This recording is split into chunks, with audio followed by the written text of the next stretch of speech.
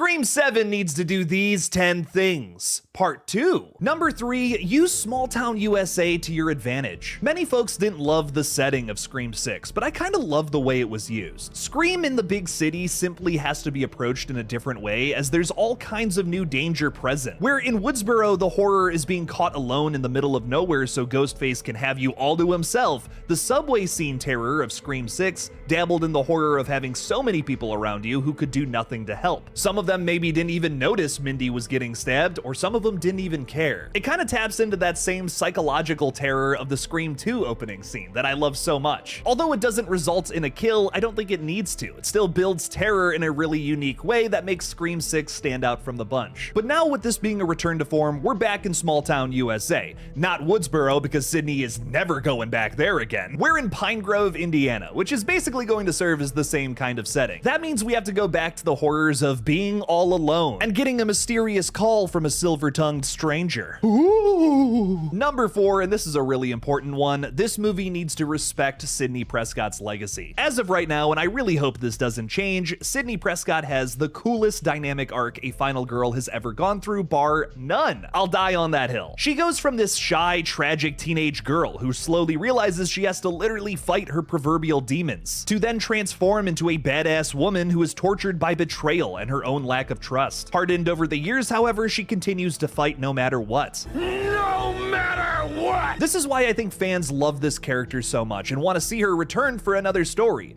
but it could also be to her detriment. Some fans were disappointed that Scream 5 chose to just pull Sydney out of her happily ever after to avenge Dewey, but the goal of that film was to establish a new final girl for the franchise to be Ghostface's next target. There's a lot of criticism I hear towards Scream 2022 that isn't necessarily fair. I think we have to judge movies based on what they're going for, and that flick wasn't necessarily trying to do like this big massive next chapter in Sydney's story. It was more so about the Carpenter sisters, with the legacy cast kind of being pushed to supporting roles. Scream 7, however, totally different story. Where Sydney didn't really have a new arc in Scream 5, Scream 7 has to put this character through new trauma to overcome, or I may question why we're following her in the first place. Every Sydney-focused Scream film does this really well across the board. In 96, she lost her mother to the guy she was dating. In 2, it's the insensitive transformation of her real-life trauma into forms of entertainment. 3 hits on some of those same themes as well as agoraphobia, and 4 is the undoing of the third film's conclusion, a trusted family member betraying her to accrue fame. What new horror will Sydney be put through to then overcome? Scream 7 needs a really good answer for that.